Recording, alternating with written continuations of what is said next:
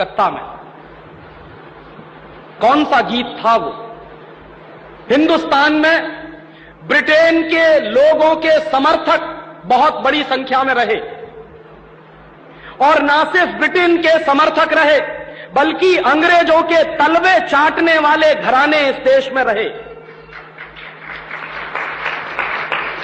अंग्रेजों की जी हजूरी करने वाले घराने इस देश में रहे और जिन खानदानों ने अंग्रेजों के जितने ज्यादा तलवे चाटे उन्हीं खानदानों का नाम इस देश में गर्व से लेते हैं लोग।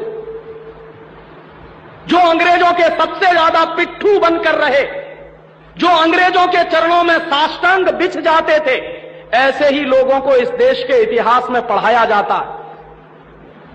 और ऐसा ही एक खानदान था जो अंग्रेजों की गुलामी में आकंठ डूबा हुआ था। उस खानदान का नाम था टैगोर खानदान। और उस टैगोर खानदान का एक व्यक्ति था जिसका नाम था रविंद्रनाथ टैगोर। उस रविंद्रनाथ टैगोर ने जॉर्ज पंचम के स्वागत के लिए एक गीत लिख दिया था। और ना सिर्फ उस आदमी ने वो गीत लिखा बल्कि कलकत्ता में जब जॉर्ज पंचम पहुंचा और उस भरी सभा में जहां लाखों लोग उपस्थित थे, हिंदुस्तान की गुलामी का गीत गाया गया और ब्रिटेन के राजा का सम्मान किया गया। और यह काम रविंद्रनाथ टैगोर ने अपने मुंह से किया। और वो गीत कौन सा था जो रविंद्रनाथ टैगोर ने इंग्लैंड के राजा की स्तुति का गान करते हुए लिखा था? वो गीत वही है जिसको आप कहते हैं जनगण मन अधिनायक जय हे भारत भाग्य विधाता। बहुत शर्म आती है मेरे जैसे आदमी को जब वो गीत गाने के लिए कोई मुझे कहता है कि ये गाओ। क्यों गाएं उस गीत को? रविन्द्रनाथ टैगोर तो चापलूसी करते थे अंग्रेजों की। रविन्द्रनाथ टैगोर तो चाटुकार थे अंग्रेजों के। और रविन्द्रनाथ टैगोर तो साइकोफेंट थे अंग्रेजों के। इसलिए उन्होंने अंग्रेजों के राजा के सम्मान में वो गीत लिखा था। मैं तो नहीं हूं, मुझे तो अंग्रेजों की चापलूसी से कोई मतलब नहीं है। मैं तो अंग्रेजों का उससे ज्यादा विरोधी हूं जितना कोई हो सकता। लेकिन मेरे आजाद देश में उस गीत को बार बार गवाया जाए, यह मेरा राष्ट्रीय अपमान का प्रश्न है। और जिस गीत को अंग्रेजों के राजा जॉर्ज पंचम के स्वागत में गाया था रविन्द्रनाथ टैगोर ने, वही गीत 5 दिन पहले दिल्ली के एयरपोर्ट पर गाया गया महारानी के सम्मान में। आपने कभी ध्यान दिया है उस गीत के शब्द क्या हैं और उन शब्दों का मतलब क्या है? जनगण मन अधिनायक जय हे, हिंदुस्तान की जनता के मनों के अधिनायक तुम्हारी जय हो, ये मतलब है। जनगण मन अधिनायक जय है माने जॉर्ज पंचम तुम हिंदुस्तान की जनता के मनों के, जनता के गणों के अधिनायक हो, सुपर बॉस हो, इसलिए तुम्हारी जय हो। ये रविन्द्रनाथ टैगोर गा रहे हैं। भला इससे ज्यादा चाटुकारिता का दूसरा कोई प्रमाण मिल सकता?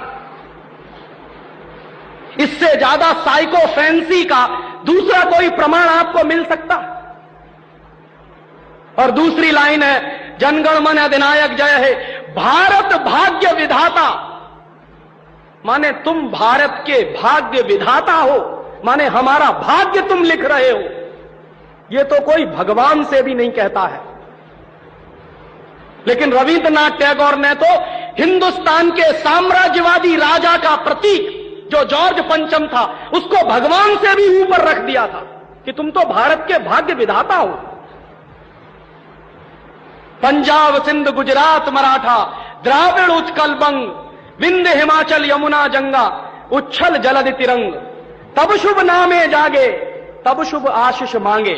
माने पंजाब सिंध गुजरात मराठा द्राविड़ उत्कल बंग ये सारा हिंदुस्तानी इलाका तुम्हारे लिए आशीष मांग रहा है, तब शुभ आशीष मांगे। तुम्हारी भलाई की प्रार्थना कर रहा है। ये पूरा हिंदुस्तान जो अंग्रेजों की गुलामी में सिसक रहा था उसको रविन्द्रनाथ टैगोर लिख रहे हैं कि ये सारा का सारा हिंदुस्तान तुम्हारे लिए आशीष मांग रहा है, तब शुभ आशीष मांगे। और वो सारी की सारी आशीष हम तुमको दे रहे हैं अपनी तरफ से। और अंत में जनगण मंगलदायक जय हे भारत भाग्य विधाता, वही भारत के भाग्य विधाता तुम्हारा मंगल हो, तुम्हारा कल्याण हो। माने जो हमको गुलाम बनाने के लिए आए हैं, उनकी चाटुकारिता में कोई आदमी कितना बिच सकता है, इसका यह निकृष्ट नमूना है।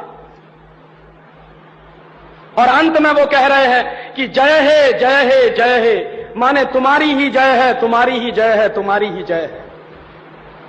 ऐसा गुलामी का प्रतीक गीत ये गुलामी के दिनों में गाया गया एक ऐसे हिंदुस्तानी की तरफ से जिसको शायद आप बड़े श्रद्धा की नजर से देखते हैं।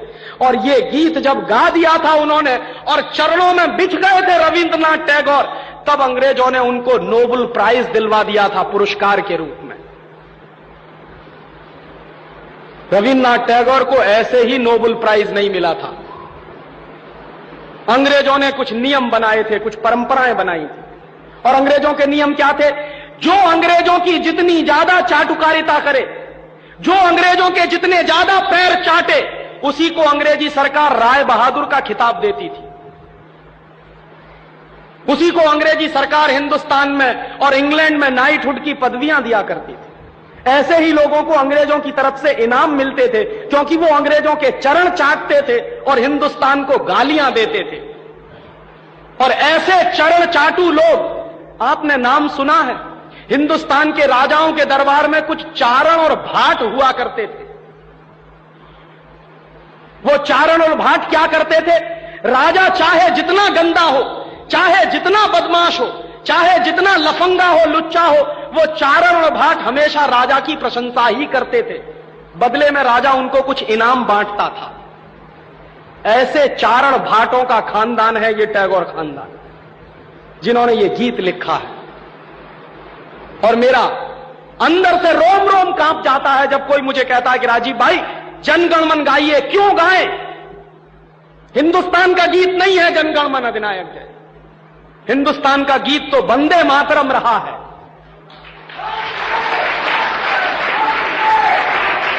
और यह वंदे मातरम जैसा गीत जो हिंदुस्तान की आजादी की लड़ाई का प्रतीक था, जो हिंदुस्तान के लोगों में खून में जोश भरने का काम करता था, उस वंदे मातरम जैसे गीत को हिंदुस्तान में राष्ट्रीय गीत का दर्जा दिलवाने में 50 साल लग गया हमको, अब जाके हुआ है।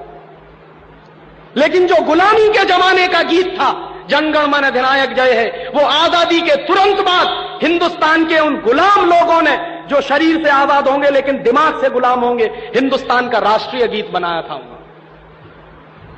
और आप में से बहुत कम लोग जानते होंगे कि कांग्रेस के 2 अधिवेशन हुए थे, जिन दोनों अधिवेशनों में यह फैसला हुआ था सर्वसम्मति से कि हिंदुस्तान की आजादी के बाद जनगण मन हमारा राष्ट्रीय गीत नहीं रहेगा। यह फैसला हुआ था कांग्रेस की समिति में। लेकिन उन्हीं कांग्रेस के लुच्चे नेताओं ने आजादी के बाद उसी को अपने देश का राष्ट्रीय गीत घोषित करवा दिया। इससे ज्यादा शर्म की दूसरी बात कोई हो नहीं सकती।